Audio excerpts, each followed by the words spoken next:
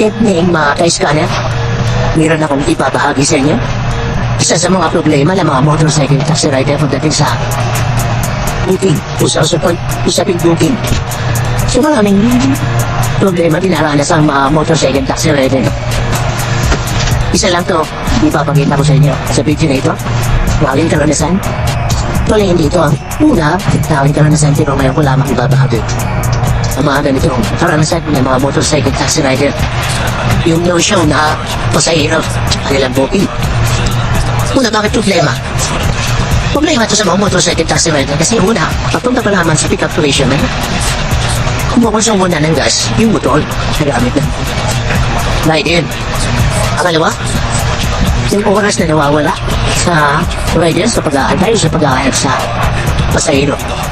Sa kabila ito, pag communicate na ako sa kanya, sa akin pasahero, kung nasaan siya para maalam kung ang eksaktong kanyang profesyon.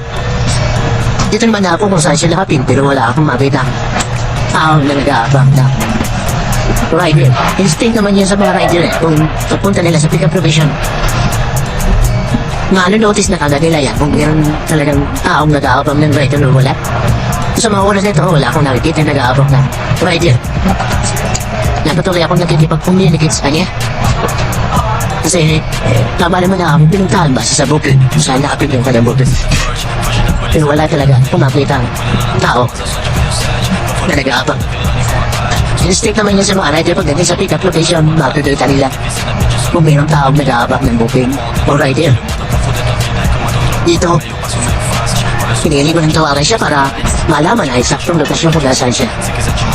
Maaari naman kasi hindi accurate minsan yung pero hindi dapat malayo yung diferensya ng lokasyon. Maaaring mga ilang metro. Kaya sa oras nito, sa unahan mo na sa likuran wala akong makita. Pasahero na nag-aabang ng rider. Isa ito sa mga problema na dinaranas sa mga motorcycle taxi rider na. Kasi ang dito inagas ay oras. Isa sa pag-aantay pa lang. Hindi dahil sa mungkol nito, pwede ako nakakuha ng ibang mas magandang booking. Diba? Dito sinabi yan, sa unahan. Pumunta ko sa unahan. Pero wala pa din. Wala akong nakikita tao na may intention na nag-aanap ng rider o nag-aabang ng rider. Bumanti pa ako sa unahan kasi may intention na nasa unahan daw. Wala pa din.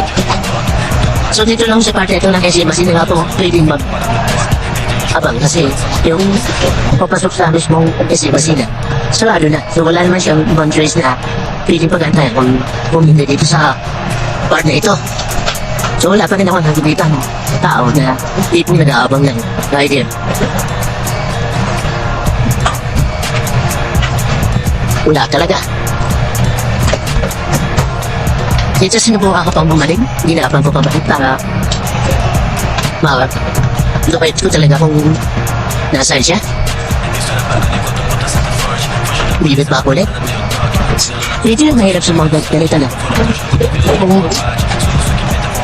Hindi mo alam kung talagang legit na buko nyo hindi. Delikado ito lalo na sa mga political area. Pag mga ganito, hindi na talaga ako nag-a-attend ng matagal. Eh dito naman, safe naman itong lugar nito kaya pinili ko paglantay. At ginawa ko pala ng matabangan siya, makausap siya.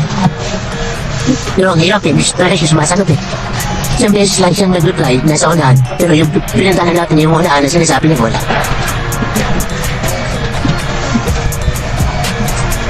So isa ito sa mga problema dinaranas ng mga motorcycle rider na isa lang ito.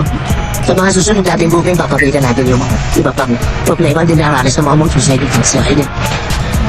Yung ano ba man, part naman namin nagtrabaho ito wala namang dito. Sa mga pasahero lang bagay responsible sa mga booking nila dahil maaaring sa inyo walang mawawala sa hindi nyo pasipot sa rider. Sa mga rider malaki nawawala dyan kasi yung oras pa lang doon sa pag-aantay maaaring pwede na dapat napasukan na sa ganun na pangalawa yung gasolina na nakukonsumo nila sa pag-ikot-ikot para lang malukit yung pasahero to make the long story short, tuloy ako ng cancel yung booking dahil talagang di ko na talaga siya malawit humahanap.